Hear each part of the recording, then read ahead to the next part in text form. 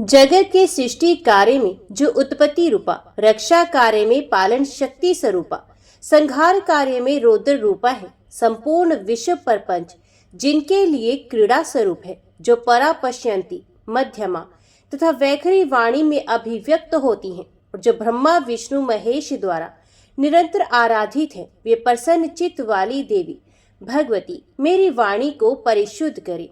जय माँ भगवती, जय माँ दुर्गा। आज की वीडियो में आप सुनेंगे चैत्र मास महात्म्य के अध्याय 14 की कथा। व्यास जी बोले, हे राजन, राजा सुबाहु ने 6 दिनों तक विविध प्रकार के भोजन बनवाकर सुदर्शन को प्रेम पूर्वक खिलाया। इस प्रकार विवाह के सभी कृत्य करके राजा सुबाहु सुदर्शन को उपहार प्रदान करके सचिवों के साथ मंत्रणा कर रहे थे। उसी समय अपने दूतों का ये कथन सुनकर कि विरोधी राजाओं ने मार्ग रोक रखा है, वे अमित तेज वाले राजा सुबाहु खिन्न मस्तक हो गए। तब व्रत परायण सुदर्शन ने अपने ससुर से कहा, आप हमें शीघ्र विदा कर दीजिए, हम निशंक होकर चले जाएंगे। हे राजन, भारद्वाज मुनि के पवित्र आश्रम में पहुंचने पर वहीं सावधानी के साथ आगे रहने के लिए विचार किया जाएगा। अतः हे पुण्यात्मन, उन राजाओं से आप कुछ भी भय न करें, क्योंकि जगत जननी भगवती मेरी सहायता अवश्य करेंगी। अपने जमाता सुदर्शन का ऐसा विचार जानकर राजा सुबाहु ने उन्हें धन देकर विदा कर दिया और वे सुदर्शन भी तत्काल चल पड़े। राजा सुबाहु भी एक विशाल सेना लेकर उनके पीछे पीछे चले। इस प्रकार उन सैनिकों से आवृत सुदर्शन निर्भय होकर मार्ग में चले जा रहे थे। रथों से घिरे हुए एक रथ पर अपनी पत्नी के साथ बैठकर जाते हुए रघुनंदन सुदर्शन ने मार्ग में उन राजाओं के सैनिकों को देखा। राजा सुबाहु भी उन सैनिकों को देखकर चिंतित हुए। तब सुदर्शन ने विधि पूर्वक अपने मन में भगवती जगदम्बा का ध्यान किया और प्रसन्नता पूर्वक उनकी शरण ली। उस समय सुदर्शन एकाक्षर कामराज नामक सर्वोत्तम मंत्र का जप कर रहे थे। उसके प्रभाव से वे अपनी नव विवाहिता पत्नी के साथ निर्भय तथा चिंता मुक्त थे। इसी बीच सभी राजा एक साथ कोलाहल करके कन्या का हरण करने की इच्छा से अपनी अपनी सेना के साथ उनकी ओर बढ़े। उन्हें ऐसा करते देखकर काशी नरेश सुबाहु ने उनको मारने का विचार किया, किंतु विजय की इच्छा वाले रघुवंशी सुदर्शन ने उन्हें मना कर दिया। उस समय एक दूसरे को मार डालने की अभिलाषा वाले महाराज सुबाहु तथा अन्य राजाओं की सेनाओं में शंख, भेरी, नगाड़े और दुधंबी बजने लगे। सुदर्शन को मार डालने की इच्छा से शत्रुजित सैन्य बल से युक्त होकर बड़ी तत्परता से तैयार खड़ा था और राजा युधाजित भी उसकी सहायता के लिए सनंद थे। उनमें कुछ राजागण अपनी सेना के साथ दर्शक के रूप में खड़े थे। तभी युधाजित आगे बढ़कर सुदर्शन के समक्ष जा डटा। उसके साथ शत्रुजित भी अपने भाई का वध करने के लिए आ गया। तब क्रोध के वशीभूत होकर वे सब परस्पर एक दूसरे पर बाणों से प्रहार करने लगे। इस प्रकार वहां बाणों द्वारा बड़ा भारी संग्राम छिड़ गया। तब काशी नरेश सुबाहु एक विशाल सेना लेकर अपने सुप्रशंसित जमाता की सहायता के लिए जा पहुंचे। इस प्रकार भयानक लोमहर्षक संग्राम छिड़ जाने पर सहसा भगवती प्रकट हो गई। वे सिंह पर सवार थी, विविध प्रकार के शस्त्र अस्त्र धारण किए थी, अत्यंत मनोहर थी तथा उत्तम आभूषणों से अलंकृत थी, दिव्य वस्त्र पहने थी और मंदार की माला से सुशोभित थी। उन्हें देखकर वे राजागण अत्यंत चकित हो गए और वे कहने लगे कि सिंह पर सवार ये स्त्री कौन है और कहाँ से प्रकट हो गई है। उन्हें देखकर सुदर्शन ने सुबाहु से कहा कि हे राजन, यहाँ प्रादुर्भूत हुई इन दिव्य दर्शन वाली महादेवी को आप देखें। ये दयामयी भगवती निश्चय ही मुझ पर अनुग्रह करने के लिए प्रकट हुई है। महाराज, मैं निर्भय तो पहले ही था, किंतु अब और भी अधिक निर्भय हो गया। सुदर्शन और सुबाहु ने उन सुमुखी भगवती को देखकर उन्हें प्रणाम किया। उनके दर्शन से वे दोनों प्रसन्न हो गए। उसी समय भगवती के सिंह ने भीषण गर्जन किया, जिससे उस रणभूमि में विद्यमान सभी हाथी भैंसे कांपने लगे। उस समय महाभीषण आंधी चलने लगी और सभी दिशाएं अत्यंत भयानक हो गई। तब सुदर्शन ने अपने सेनापति से कहा कि जहां ये राजागण मार्ग रोककर खड़े हैं, उधर ही तुम वेग से आगे बढ़ो। ये दुष्ट तथा कुपित राजा लोग हमारा क्या कर लेंगे। अब हमें शरण देने के लिए स्वयं भगवती जगदम्बा आ गई हैं। अतएव हमें निर्भय होकर राजाओं से भरे इस मार्ग पर आगे बढ़ना चाहिए। मेरे स्मरण करते ही मेरी रक्षा के लिए ये भगवती आ गई हैं। सुदर्शन का वचन सुनकर सेनापति उस मार्ग में आगे बढ़ा। अतिशय कुपित होकर युधाजित ने उन राजाओं से कहा, तुम लोग भयभीत होकर खड़े क्यों हो? कन्या सहित सुदर्शन को मार डालो। हम सभी बलवानों का तिरस्कार करके ये बलहीन बालक कन्या को लेकर निर्भीकता पूर्वक बड़े वेग से चला जा रहा है। सिंह पर विराजमान उस स्त्री को देखकर तुम लोग क्यों डरते हो? हे महाभाग राजाओं, इस समय सुदर्शन की उपेक्षा नहीं करनी चाहिए और अत्यंत सावधान होकर इसका वध कर देना चाहिए। इसे मारकर हम सुंदर आभूषण धारण करने वाली कन्या को छीन लेंगे।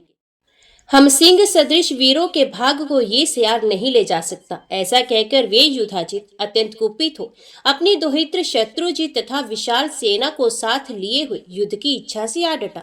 अब वे कान तक धनुष खींचकर लोहकार के द्वारा सान पर चढ़ाकर तीक्ष्ण किए हुए शिला पर घिसकर तेज किए गए तथा समान पुच्छ युक्त बाणों को शीघ्रता पूर्वक छोड़ने लगा। इस प्रकार उसके ऊपर प्रहार करके वे दुर्बुद्धि युधाजित सुदर्शन को मार डालना चाहता था, किंतु सुदर्शन ने उसके बाणों को छूटते ही अपने बाणों से क्षण भर में काट डाला। विभीषण युद्ध छिड़ जाने पर भगवती चंडिका अत्यंत क्रुद्ध हो गई और युधाजित पर बाण बरसाने लगी। उस समय कल्याण में जगदम्बिका विविध रूप धारण कर लेती थी। वे नाना प्रकार के शस्त्र अस्त्र लेकर घमासान युद्ध कर रही थी। कुछ ही क्षणों में शत्रुजित और राजा युधाजित दोनों मार डाले गए और अपने अपने रथों से गिर पड़े। उस समय जय जयकार की ध्वनि होने लगी। उस युद्ध में भगवती को तथा मामा और भांजे को मृत्यु देखकर सभी राजा बहुत विस्मय में पड़ गए। महाराज सुबाहु भी रणभूमि में उन दोनों का मरण देखकर बहुत प्रसन्न हुए और दुर्गति नाशिनी भगवती दुर्गा की स्तुति करने लगी। सुबाहु बोले, जगत को धारण करने वाली देवी को नमस्कार है। भगवती शिवा को निरंतर नमस्कार है। मनोरथ पूर्ण करने वाली आप भगवती दुर्गा को बारंबार नमस्कार है। आप शिवा और शांति देवी को नमस्कार है। हे मोक्षदायिनी और विद्या रूपिणी को नमस्कार है। हे जगत माता, हे शिवे, आप विश्व व्यापिनी तथा जगत जननी को नमस्कार है। हे देवी, मैं सगुण प्राणी अपनी बुद्धि से बहुत प्रकार से चिंतन करके भी आप निर्गुणा भगवती की गति को नहीं जान पाता। हे विश्व जननी, प्रत्यक्ष प्रभाव वाली, भक्तों की पीड़ा दूर करने में तत्पर तथा परम शक्ति स्वरूपा आपकी स्तुति मैं कैसे करूं? आप ही देवी सरस्वती हैं। आप ही बुद्धि रूप से सबके भीतर विराजमान है। आप ही सब प्राणियों की विद्या, मति और गति हैं और आप ही सबके मन का नियंत्रण करती हैं। तब मैं आपकी स्तुति कैसे करूं? सर्वव्यापी आत्मा के रूप की भी स्तुति भला कभी की जा सकती है? देवताओं में श्रेष्ठ ब्रह्मा, विष्णु और शिव निरंतर आपकी स्तुति करते हुए भी आपके गुणों के पार नहीं जा सके। तब हे अम्बा, हे भेद बुद्धि वाला, सत्व आदि गुणों से आबद्ध तथा अप्रसिद्ध एक तुच्छ जीव मैं आपके चरित्र का वर्णन करने में कैसे समर्थ हो सकता हूँ? अहो, सत्संग कौन सा मनोरथ पूर्ण नहीं कर देता। आपके इस प्रासंगिक संग से ही मेरा चित्त शुद्ध हो गया। आपके भक्त अपनी सज्जा माता सुदर्शन के संग के प्रभाव से मैंने अनायास आपका ये अद्भुत दर्शन पा लिया। हे जगत जननी, ब्रह्मा, शिव, भगवान विष्णु, इंद्र सहित सभी देवता तथा तत्व ज्ञानी मुनि लोग भी आपके जिस दर्शन को चाहते हैं वे आपका दुर्लभ दर्शन मुझे बिना शम दम तथा समाधि आदि के ही प्राप्त हो गया है। हे भवानी, कहाँ अतिशय मंदमती में और कहाँ भव रूपी रोग के लिए औषधि स्वरूप आपका ये शीघ्र अद्वितीय दर्शन। हे देवी, मुझे ज्ञात हो गया कि आप सदा भावना युक्त रहती हैं। देव समूह द्वारा पूजी जाने वाली आप अपने भक्तों पर अनुकंपा करती हैं। हे देवी, आपने इस भीषण संकट के समय जिस प्रकार इस सुदर्शन की रक्षा की, आपके इस चरित्र का मैं किस तरह वर्णन करूं? आपने आज इसके दो बलवान शत्रु को तत्काल मार डाला। भक्तों पर अनुकंपा करने वाला आपका ये चरित्र परम पवित्र है। हे देवी, विशेष विचार करने पर ज्ञात होता है कि आपका ऐसा करना कोई आश्चर्य की बात नहीं है, क्योंकि आप अखिल स्थावर जंगम जगत की रक्षा करती हैं। आपने शत्रु को मारकर दयालुतावश ध्रुव सिंधु के पुत्र सुदर्शन को इस समय रक्षा की है। हे भवानी, अपने सेवा परायण भक्त के यश को अत्यंत उज्जवल बनाने के लिए ही आपने चरित्र की रचना की है। नहीं तो मेरी कन्या का पाणी ग्रहण करके यह असमर्थ सुदर्शन युद्ध में सकुशल जीवित कैसे बच सकता था? जब आप अपने भक्तों की जन्म मरण आदि भयों को नष्ट करने में समर्थ हैं, तब उसकी लौकिक अभिलाषा पूर्ण कर देना कौन सी बड़ी बात है। हे जननी, आप पाप पुण्य से रहित सगुणा तथा निर्गुणा है, इसी कारण भक्तजन सदा आपके गुण गाते रहते हैं। हे देवी, हे भुवनेश्वरी, आज आपके दर्शन से मैं पवित्र, कृतार्थ और धन्य जन्म वाला हो गया हूँ। हे माता, मैं ना आपका भजन जानता हूँ और ना तो आपका बीज मंत्र। मैं आपकी प्रत्यक्ष प्रभाव वाली महिमा को आज जान गया। महाराज सुबाहु के इस प्रकार स्तुति करने पर भगवती शिवा का मुखमंडल प्रसन्नता से भर गया। तब भगवती ने उन राजा से कहा, हे सुव्रत, तुम वर मांगो। उन भवानी का वचन सुनकर राजा सुबाहु ने भक्ति से युक्त होकर ये बात कही, हे माता, एक और देवलोक तथा समस्त भूमंडल का राज्य और दूसरी ओर आपका दर्शन, वे दोनों तुल्य कभी नहीं हो सकते। आपके दर्शन से बढ़कर समस्त त्रिलोकी में कोई भी वस्तु नहीं। हे देवी, मैं आपसे क्या वर मांगू। मैं तो अजितीतल में आपके दर्शन से ही कृत्य कृत्य हो गया हूँ। हे माता, मैं तो यही अभिष्ट वर मांगना चाहता हूँ कि आपकी स्थिर तथा अखंड भक्ति मेरे हृदय में बनी रहे। हे माता, आप मेरी नगरी काशी में सदा निवास करें। आप शक्ति स्वरूपा होकर दुर्गा देवी के नाम से यहाँ विराजमान रहे और सर्वदा नगर की रक्षा करती रहे। हे अंबिके, इस समय आपने जिस तरह शत्रु दल से सुदर्शन की रक्षा की है और उसे विकार रहित बना दिया है, उसी तरह आप सदा वाराणसी की रक्षा करें। हे देवी, हे कृपा निधि, जब तक भूलोक में काशी नगरी सुप्रतिष्ठित होकर विद्यमान रहे, तब तक आप यहाँ विराजमान रहे। आप मुझे यही वरदान दें। इसके अतिरिक्त मैं आपसे और दूसरा क्या मांगूं। आप मेरी विविध प्रकार की समस्त कामनाएं पूर्ण करें, मेरे शत्रुओं का नाश करें और जगत के सभी अमंगलों को सदा के लिए नष्ट कर डालें। इस प्रकार राजा सुबाहु के सम्यक प्रार्थना करने पर दुर्गति नाशिनी भगवती दुर्गा स्तुति करके अपने समक्ष खड़े राजा सुबाहु से कहने लगी, हे राजन, जब तक ये पृथ्वी रहेगी तब तक सभी लोगों की रक्षा के लिए मैं निरंतर इस मुक्तिपुरी काशी में निवास करूंगी। इसके बाद सुदर्शन बड़ी प्रसन्नता के साथ वहां आकर उन्हें प्रणाम करके परम भक्ति के साथ उनकी स्तुति करने लगे। अहो, मैं आपकी कृपा का वर्णन कहाँ तक करूं। आपने मुझ जैसे भक्तिहीन की भी रक्षा की। अपने भक्तों पर तो सभी लोग अनुकंपा करते हैं, किंतु भक्ति रहित प्राणी की भी रक्षा करने का व्रत आपने ही ले रखा है। मैंने सुना है कि आप ही समस्त विश्व प्रपंच की रचना करती हैं और अपने द्वारा सृजित इस जगत का पालन करती हैं तथा यथोचित समय उपस्थित होने पर उसे अपने में समाहित कर लेती हैं। तब आपने जो मेरी रक्षा की, उसमें कोई आश्चर्य की बात नहीं। हे देवी, अब ये बताइए कि मैं आपका कौन सा कार्य करूं, मैं कहाँ जाऊं, मुझे शीघ्र आदेश दीजिए।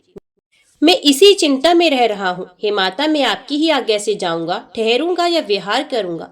ऐसा कहते हुए उस सुदर्शन से भगवती ने दयापूर्वक कहा, हे महाभाग, अब तुम अयोध्या जाओ और अपनी कुल की मर्यादा के अनुसार राज्य करो।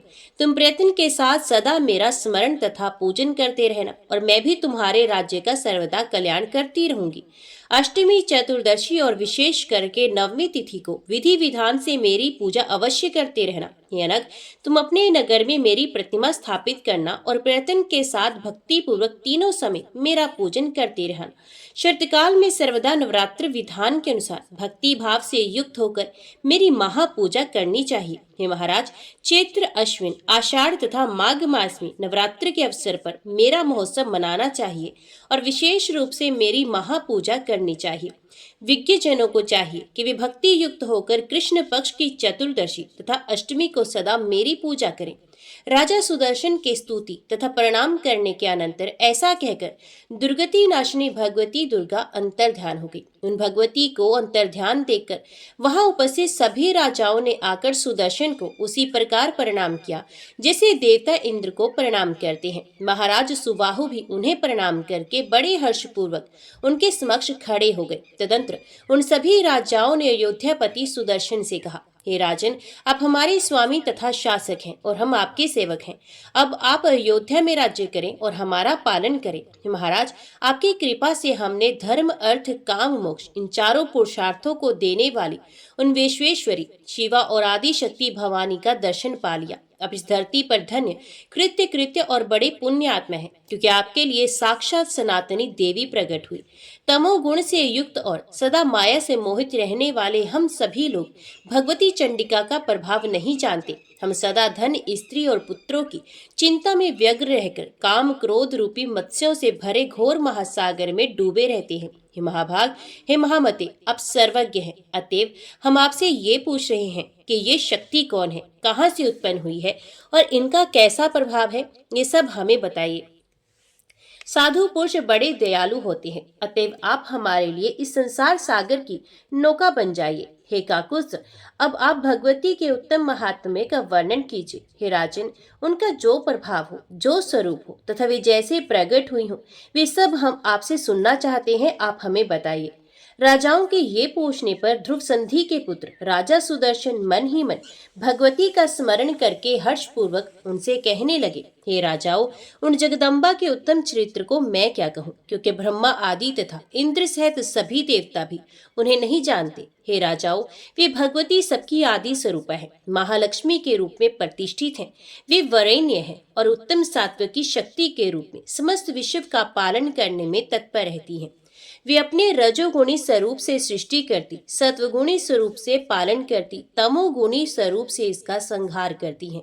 इसी कारण वे त्रिगुणात्मिका कही गई हैं। परम शक्ति स्वरूपा निर्गुणा भगवती समस्त कामनाएं पूर्ण करती हैं। हे श्रेष्ठ राजाओं, वे ब्रह्मा आदि सभी देवताओं की भी आदि कारण है। हे राजाओं, योगी लोग भी निर्गुणा भगवती को जानने में सर्वथा असमर्थ हैं। तो बुद्धिमानों को चाहिए कि सरलता पूर्वक सेवनीय सगुणा भगवती की निरंतर आराधना करें। राजागण बोले, बाल्यावस्था में ही आप वनवासी हो गए थे तथा भय से व्याकुल थे, तब आपको उन उत्तम परमा शक्ति का ज्ञान कैसे प्राप्त हुआ? हे राजन, आपने उनकी उपासना और पूजा कैसे की, जिसे शीघ्रता पूर्वक प्रसन्न होकर उन्होंने आपकी सहायता की? तो सुदर्शन बोले, हे राजाओं, बाल्यकाल में ही मुझे उनका अति श्रेष्ठ बीज मंत्र प्राप्त हो गया था।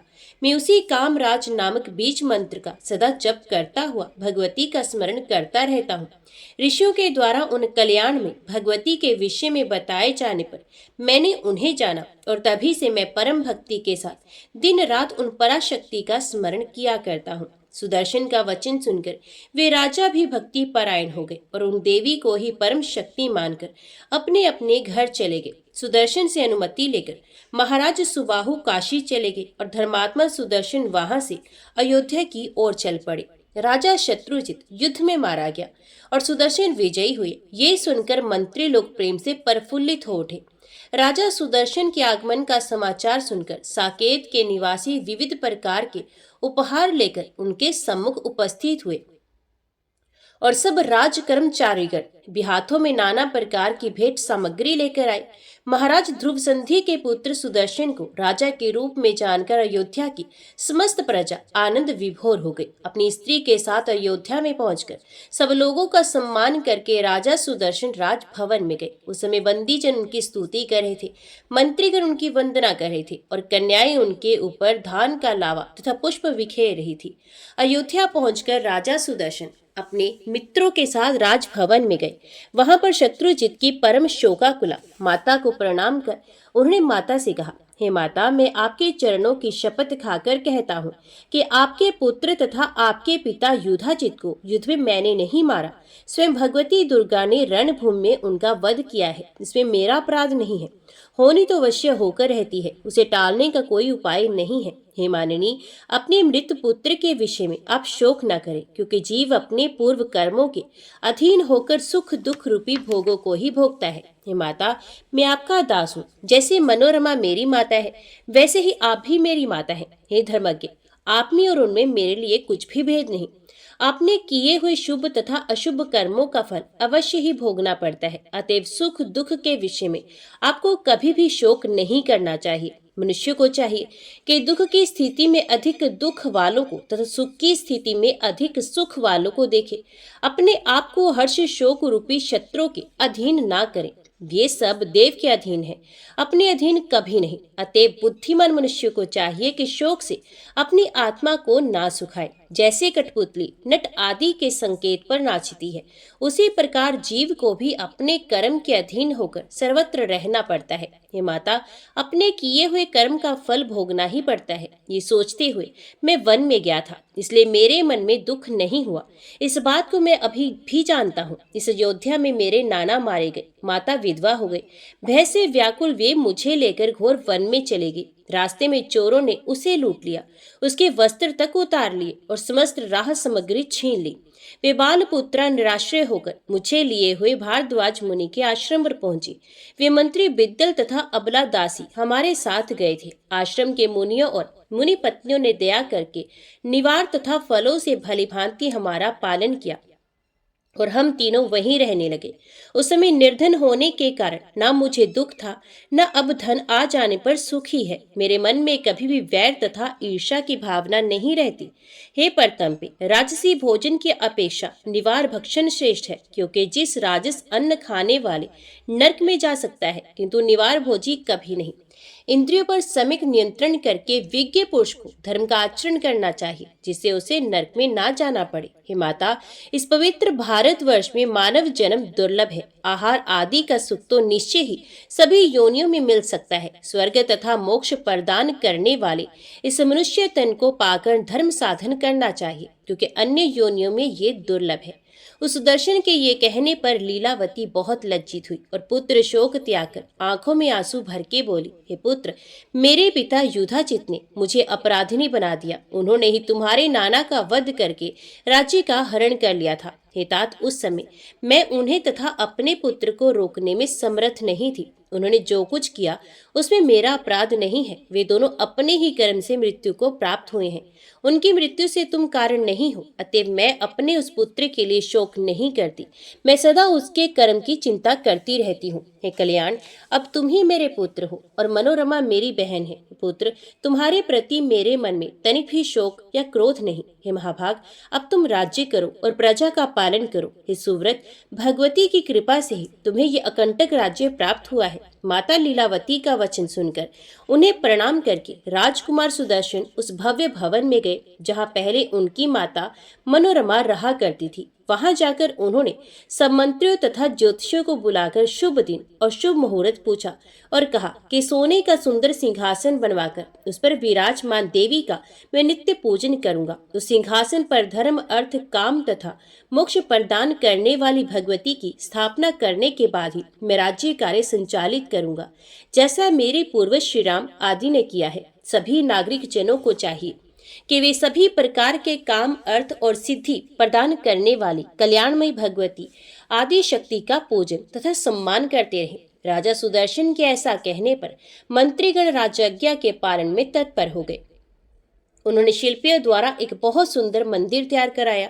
तदंतर राजा ने देवी की प्रतिमा बनवाकर शुभ दिन और शुभ मुहूर्त में वैदिक विद्वानों को बुलाकर उसकी स्थापना की। तत्पश्चात विधिवत हवन तथा देव पूजन करके बुद्धिमान राजा ने उस मंदिर में देवी की प्रतिमा स्थापित की। हे राजन, उस समय ब्राह्मणों के वेद घोष, विविध गानों तथा वाद्यों की ध्वनि के साथ बहुत बड़ा उत्सव मनाया गया। इस प्रकार वेदवादी विद्वानों द्वारा कल्याण में देवी की विधिवत स्थापना कराकर राजा सुदर्शन ने बड़े विधान के साथ नाना प्रकार की पूजा संपन्न की। इस प्रकार राजा सुदर्शन भगवती की पूजा करके अपना पैतृक राज्य प्राप्त कर विख्यात हो गए और कौशल देश में अंबिका देवी भी विख्यात हो गई। संपूर्ण राज्य प्राप्त करने के बाद सद्धर्म से विजय प्राप्त करने वाले राजा सुदर्शन ने सभी धर्मात्मा सामंत राजाओं को अपने अधीन कर लिया। जिस प्रकार अपने राज्य में राम हुए और जिस प्रकार दिलीप के पुत्र राजा रघु हुए, उसी प्रकार सुदर्शन भी हुए। जैसे उनके राज्य में प्रजाओं को सुख था और मर्यादा थी, वैसे ही राजा सुदर्शन के राज्य में भी था। उनके राज्य में वर्णाश्रम धर्म चारों चरणों में समृद्ध हुआ। उस समय धरती तल पर किसी का भी मन अधर्म में लिप्त नहीं होता था। कौशल देश के सभी राजाओं ने प्रत्येक ग्राम में देवी के मंदिर बनवाए। तब से समस्त कौशल देश में प्रेम पूर्वक देवी की पूजा होने लगी। महाराज सुबाहु ने भी काशी में मंदिर का निर्माण कराकर भक्ति पूर्वक दुर्गा देवी की दिव्य प्रतिमा स्थापित की। काशी के सभी लोग प्रेम और भक्ति में तत्पर होकर विधिवत दुर्गा देवी की उसी प्रकार पूजा करने लगे जैसे भगवान विश्वनाथ जी की करते थे। हे महाराज, तब से इस धरातल पर देश देश में भगवती दुर्गा विख्यात हो गई और लोगों में उनकी भक्ति बढ़ने लगी। उसमें भारतवर्ष में सब जगह सभी वर्णों में भवानी ही सबकी पूजनीय हो गई। सभी लोग भगवती शक्ति को मानने लगे, उनकी भक्ति में निरत रहने लगे और वेद वर्णित स्तोत्रों के द्वारा उनके जप तथा ध्यान में तत्पर हो गए। इस प्रकार भक्ति परायण लोग सभी नवरात्रों में विधान पूर्वक भगवती का पूजन, हवन तथा यज्ञ करने लगे। राजा जनमेजय ने व्यास जी से पूछा, हे द्विश्रेष्ठ, नवरात्र के आने पर और विशेष करके शारदीय नवरात्र में क्या करना चाहिए, उसका विधान आप मुझे भली भांति बताइए। हे महामती, उस पूजन का क्या फल है और उसमें किस विधि का पालन करना चाहिए? हे द्विजवर, कृपया विस्तार के साथ मुझे ये सब बताइए। व्यास जी बोले, हे राजन, अब मैं पवित्र नवरात्र व्रत के विषय में बता रहा हूँ, सुनिए। शरद काल के नवरात्र में विशेष करके ये व्रत करना चाहिए। उसी प्रकार प्रेम पूर्वक वसंत ऋतु के नवरात्र में भी इस व्रत को करें। ये दोनों ऋतुएं सब प्राणियों के लिए यम त्रष्टा कही गई हैं। शरद तथा वसंत नामक ये दोनों ऋतुएं संसार में प्राणियों के लिए दुर्गम है। अतएव आत्म कल्याण के लिए इच्छुक व्यक्ति को बड़े यत्न के साथ ये नवरात्र व्रत करना चाहिए। ये वसंत तथा शरद दोनों ही ऋतुएं बड़ी भयानक है और मनुष्यों के लिए रोग उत्पन्न करने वाली हैं। ये सबका विनाश कर देने वाली हैं। अतएव हे राजन, बुद्धिमान लोगों को शुभ चैत्र और आश्विन मास में भक्ति पूर्वक चंडिका देवी का पूजन करना चाहिए। अमावस्या आने पर व्रत की सभी शुभ सामग्री एकत्रित करें और उस दिन एक भुक्त व्रत करें और हविष्य ग्रहण करें। किसी समतल तथा पवित्र स्थान में 16 हाथ लंबे चौड़े स्तंभ तथा ध्वजाओं से सुसज्जित मंडप का निर्माण करना चाहिए। उसको सफेद मिट्टी और गोबर से लीप दे। तत्पश्चात उस मंडप के बीच में सुंदर चौरस और स्थिर वेदी बनाए। यह वेदी 4 हाथ लंबी, चौड़ी और हाथ भर ऊंची होनी चाहिए। पीठ के लिए उत्तम स्थान का निर्माण करें तथा विविध रंगों के तोरण लटकाएं और ऊपर चांदनी लगा दें। रात्रि में देवी का तत्व जानने वाले सदाचारी, संयमी और वेद वेदांग के पारंगत विद्वान ब्राह्मणों को आमंत्रित करके प्रतिपदा के दिन प्रातःकाल नदी, नद, तड़ाग, बावली, कुआं अथवा घर पर ही विधिवत स्नान करें। प्रातः काल के समय नित्य क्रम करके ब्राह्मणों का वर्ण कर उन्हें मधुपर्क तथा अर्घ्यपादम आदि अर्पण करें। अपनी शक्ति के अनुसार उन्हें वस्त्र, अलंकार आदि प्रदान करें। धन रहते हुए इस काम में कभी कृपणता न करें। संतुष्ट ब्राह्मणों के द्वारा किया हुआ कर्म समिक प्रकार से परिपूर्ण होता है। देवी का पाठ करने के लिए 9, 5, 3 अथवा 1 ब्राह्मण बताए गए हैं। देवी भागवत का पारायण करने के कार्य में किसी शांत ब्राह्मण का वर्ण करें और वैदिक मंत्रों से स्वसित वाचन कराएं।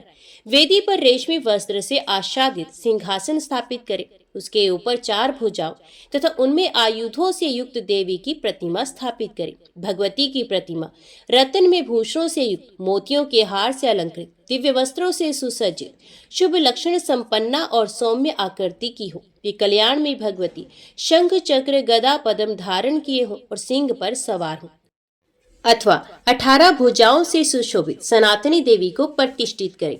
भगवती की प्रतिमा के अभाव में नवार्ण मंत्र युक्त यंत्र को पीठ पर स्थापित करें और पीठ पूजा के लिए पास में कलश भी स्थापित करें। वे कलश पंच पल्लव युक्त वैदिक मंत्रों से भली भांति संस्कृत उत्तम तीर्थ के जल से पूर्ण और सुवर्ण तथा पंचरत्न में होना चाहिए। पास में पूजा की सब सामग्रियां रखकर उत्सव के निमित्त गीत तथा वाद्यों की ध्वनि भी करानी चाहिए।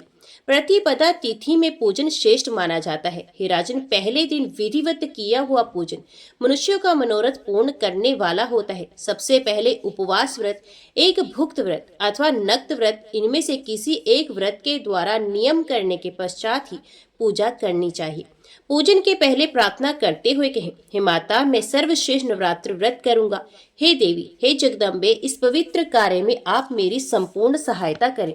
इस व्रत के लिए यथाशक्ति नियम रखें। उसके बाद मंत्र उच्चारण पूर्वक विधिवत भगवती का पूजन करें। चंदन, अगरू, कपूर तथा मंदार, करंज, अशोक, चंपा, कनेल, मालती, ब्राह्मी आदि सुगंधित पुष्पों, सुंदर बिल पत्रों और धूप दीप से विधिवत भगवती जगदम्बा का पूजन करना चाहिए। उस अवसर पर अर्घ्य भी प्रदान करें। हे राजन, नारियल, बिजोरा, नींबू, दाड़िम, केला, नारंगी, कटहल, तथा बिल फल आदि अनेक प्रकार के सुंदर फलों के साथ भक्ति पूर्वक अन्न का नैवेद्य एवं पवित्र बलि अर्पित करें। होम के लिए त्रिकोण कुंड बनाना चाहिए अथवा त्रिकोण के मान के अनुरूप उत्तम वेदी बनानी चाहिए। विविध प्रकार के सुंदर द्रव्यों से प्रतिदिन भगवती का त्रिकाल पूजन करना चाहिए और गायन वादन तथा नृत्य के द्वारा महान उत्सव मनाना चाहिए। व्रत नित्य भूमि पर सोएं और वस्त्र आभूषण तथा अमृत के सदृश दिव्य भोजन आदि से कुमारी कन्याओं का पूजन करें। नित्य एक ही कुमारी का पूजन करें अथवा प्रतिदिन एक एक कुमारी की संख्या के वृद्धि क्रम से पूजन करें अथवा प्रतिदिन दुगुने तिगुने के वृद्धि क्रम से, और या तो प्रत्येक दिन 9 कुमारी कन्याओं का पूजन करें। अपने धन सामर्थ्य के अनुसार भगवती की पूजा करें, किंतु हे राजन, देवी के यज्ञ में धन की कृपणता ना करें। हे राजन, पूजा विधि में 1 वर्ष की अवस्था वाली कन्या नहीं लेनी चाहिए, क्योंकि वे कन्या गंध और भोग आदि पदार्थों के स्वाद से बिल्कुल अनभिज्ञ रहती है। कुमारी कन्या वे कही गई जो 2 वर्ष की हो चुकी, 3 वर्ष की कन्या त्रिमूर्ति, 4 वर्ष की कन्या कल्याणी, 5 वर्ष की रोहिणी, 6 वर्ष की कालिका, 7 वर्ष की चंडिका, 8 वर्ष की शांभवी, 9 वर्ष की दुर्गा और 10 वर्ष की कन्या सुभद्रा कहलाती है। इससे ऊपर की अवस्था वाली कन्या का पूजन नहीं करना चाहिए, क्योंकि वे सभी कार्यों में निंदनीय मानी जाती है। इन नामों से कुमारी का विधिवत पूजन सदा करना चाहिए। अब मैं इन 9 कन्याओं के पूजन से प्राप्त होने वाले फलों को कहूंगा। कुमारी नाम की कन्या पूजित होकर दुख तथा दरिद्रता का नाश करती है। वे शत्रुओं का क्षय और धन, आयु तथा बल की वृद्धि करती है। त्रिमूर्ति नाम की कन्या का पूजन करने से धर्म अर्थ काम की पूर्ति होती है, धन धान्य का आगम होता है और पुत्र पौत्र आदि की वृद्धि होती है। जो राजा विद्या विजय राज्य तथा सुख की कामना करती हो, उसे सभी कामनाएं प्रदान करने वाली कल्याणी नामक कन्या का नित्य पूजन करना चाहिए। शत्रुओं का नाश करने के लिए भक्ति पूर्वक कालिका कन्या का पूजन करें। धन तथा ऐश्वर्य की अभिलाषा रखने वाले को चंडिका कन्या की सम्यक अर्चना करनी चाहिए। हे राजन, सम्मोहन, दुख, दारिद्र्य के नाश तथा संग्राम में विजय के लिए शांभवी कन्या की नित्य पूजा करें। क्रूर शत्रु के विनाश एवं उग्र कर्म की साधना के निमित्त और परलोक में सुख पाने के लिए दुर्गा नामक कन्या की भक्ति पूर्वक आराधना करनी चाहिए। मनुष्य अपने मनोरथ की सिद्धि के लिए सुभद्रा की पूजा करे और रोग नाश के निमित्त रोहिणी की विधिवत आराधना करे। श्रीरस्तु इस मंत्र से अथवा किन्हीं भी श्रीयुक्त देवी मंत्र से अथवा बीज मंत्र से भक्ति पूर्वक भगवती की पूजा करे। जो भगवती कुमार के रहस्यमय तत्व और ब्रह्मादि देवताओं की भी लीला पूर्वक रचना करती हैं, उन कुमारी का मैं पूजन करता हूँ। जो सत्वादी तीनों गुणों से 3 रूप धारण करती हैं, जिनके अनेक रूप हैं तथा जो तीनों कालों में सर्वत्र व्याप्त रहती हैं, उन भगवती त्रिमूर्ति की मैं पूजा करता हूँ। निरंतर पूजित होने पर जो भक्तों का नित्य कल्याण करती है, सब प्रकार की कामनाओं को पूर्ण करने वाली उन भगवती कल्याणी का मैं विधि पूर्वक पूजन करता हूँ। जो देवी संपूर्ण जीवों के पूर्व जन्म के संचित कर्म रूपी बीजों का रोपण करती हैं, उन भगवती रोहिणी की मैं उपासना करता हूँ। जो देवी काल कल्पांत में चराचर से संपूर्ण ब्रह्मांड को अपने में विलीन कर लेती हैं, उन भगवती कालिका की मैं पूजा करता हूँ। अत्यंत उग्र स्वभाव वाली, उग्र रूप धारण करने वाली, चंडमुंड का संहार करने वाली तथा घोर पापों का नाश करने वाली उन भगवती चंडिका की मैं पूजा करता हूँ। वेद जिनके स्वरूप हैं, उन्हीं वेदों के द्वारा जिनकी उत्पत्ति अकारण बताई गई है, उन सुखदायिनी भगवती शांभवी का मैं पूजन करता हूँ। जो अपने भक्त को सर्वदा संकट से बचाती हैं, बड़े बड़े विघ्नों तथा दुखों का नाश करती हैं और सभी देवताओं के लिए दुर्गेय हैं, उन भगवती दुर्गा की मैं पूजा करता हूँ। जो पूजित होने पर भक्तों का सदा कल्याण करती हैं, उन अमंगल नाशिनी भगवती सुभद्रा की मैं पूजा करता हूँ। विद्वानों को चाहिए कि वस्त्र, भूषण, माला, गंध आदि श्रेष्ठ उपचारों से इन मंत्रों के द्वारा सर्वदा कन्याओं का पूजन करें। हे राजन, जो कन्या किसी अंग से हीन हो, कोढ़ तथा घाव युक्त हो, जिसके शरीर के किसी अंग से दुर्गंध आती हो और जो विशाल कुल में उत्पन्न हुई हो, ऐसी कन्या का पूजन में परित्याग कर देना चाहिए। जन्म से अंधी, तिरछी नजर से देखने वाली, कानी, कुरूप, बहुत रोम वाली, रोगी तथा रजस्वला कन्या का पूजा में परित्याग कर देना चाहिए। अत्यंत दुर्बल, समय से पूर्व ही गर्भ से उत्पन्न, विधवा स्त्री से उत्पन्न तथा कन्या से उत्पन्न, ये सभी कन्याएं पूजा आदि सभी कार्यों में सर्वथा त्याज्य हैं। रोग से रहित, रूपवान अंगों वाले, सौंदर्यमयी वर्ण रहित तथा एक वंश में उत्पन्न कन्या की ही विधिवत पूजा करनी चाहिए। समस्त कार्यों की सिद्धि के लिए ब्राह्मण की कन्या, विजय प्राप्ति के लिए राजवंश में उत्पन्न कन्या तथा धन लाभ के लिए वैश्य वंश अथवा शूद्र वंश में उत्पन्न कन्या पूजन के योग्य मानी गई है। ब्राह्मण को ब्राह्मण वर्ण में उत्पन्न कन्या की, क्षत्रियों को भी ब्राह्मण वर्ण में उत्पन्न कन्या की, वैश्यों को ब्राह्मण क्षत्रिय वैश्य तीनों वर्णों में उत्पन्न कन्या की तथा शूद्र को चारों वर्णों में उत्पन्न कन्या की पूजा करनी चाहिए। शिल्पकर्म में लगे हुए मनुष्य को यथा योग्य अपने अपने वंश में उत्पन्न कन्याओं की पूजा करनी चाहिए। नवरात्र विधि से भक्ति पूर्वक निरंतर पूजा की जानी चाहिए। यदि कोई व्यक्ति नवरात्र पर्यंत प्रतिदिन पूजा करने में असमर्थ है तो उसे अष्टमी तिथि को विशेष रूप से अवश्य पूजन करना चाहिए। प्राचीन काल में दक्ष के यज्ञ का विध्वंस करने वाली महाभयानक भगवती भद्रकाली करोड़ों योगिनियों सहित अष्टमी तिथि को ही प्रकट हुई थी। अतः अष्टमी को विशेष विधान से सदा भगवती की पूजा करनी चाहिए। उस दिन विविध प्रकार के उपहारों, गंधमाला, चंदन के अनुलेप, पायस आदि के हवन, ब्राह्मण भोजन तथा फल पुष्प आदि उपहारों से भगवती को प्रसन्न करना चाहिए। हे राजन, पूरे नवरात्र भर उपवास करने में असमर्थ लोगों के लिए 3 दिन का उपवास भी यथोक्त फल प्रदान करने वाला बताया गया है। भक्ति भाव से केवल सप्तमी, अष्टमी और नवमी इन 3 रात्रियों में देवी की पूजा करने से सभी फल सुलभ हो जाते हैं। पूजन, हवन, कुमारी पूजन तथा ब्राह्मण भोजन इनको संपन्न करने से वे नवरात्र व्रत पूरा हो जाता है, ऐसा कहा गया है। इस पृथ्वी लोक में जितने भी प्रकार के व्रत एवं दान हैं, वे इस नवरात्र व्रत के तुल्य नहीं है, क्योंकि ये व्रत सदा धन धान्य प्रदान करने वाला, सुख तथा संतान की वृद्धि करने वाला, आयु तथा आरोग्य प्रदान करने वाला और स्वर्ग तथा मोक्ष को देने वाला है। अतः विद्या, धन तथा पुत्र इनमें से मनुष्य किसी की भी कामना करता हो, उसे सौभाग्यदायक तथा कल्याणकारी व्रत का विधि पूर्वक अनुष्ठान करना चाहिए। इस व्रत का अनुष्ठान करने से विद्या चाहने वाले मनुष्य समस्त विद्या प्राप्त कर लेता है और अपने राज्य से वंचित राजा फिर से अपना राज्य प्राप्त कर लेता है। पूर्व जन्म में जिन लोगों द्वारा ये उत्तम व्रत नहीं किया गया है, वे इस जन्म में रोगग्रस्त, दरिद्र तथा संतान रहित होते हैं। जो स्त्री वंध्या, विधवा अथवा धनहीन है, उसके विषय में ये अनुमान कर लेना चाहिए कि उसने अवश्य ही पूर्व जन्म में ये व्रत नहीं किया था। इस पृथ्वी लोक में जिस प्राणी ने उक्त नवरात्र व्रत का अनुष्ठान नहीं किया, इस लोक में वैभव प्राप्त करके स्वर्ग में आनंद कैसे पा सकता है। जिसने लाल चंदन मिश्रित कोमल बिल पत्रों से भवानी जगदम्बा की पूजा नहीं की, वे इस पृथ्वी पर राजा नहीं होता। जिस मनुष्य ने दुख तथा संताप का नाश करने वाली, सिद्धियां देने वाली, जगत में सर्वश्रेष्ठ, शाश्वत तथा कल्याण स्वरूपिणी भगवती की उपासना नहीं की, वे इस पृथ्वी तल पर सदा ही अनेक प्रकार के कष्टों से ग्रस्त, दरिद्र तथा शत्रुओं से पीड़ित रहता है।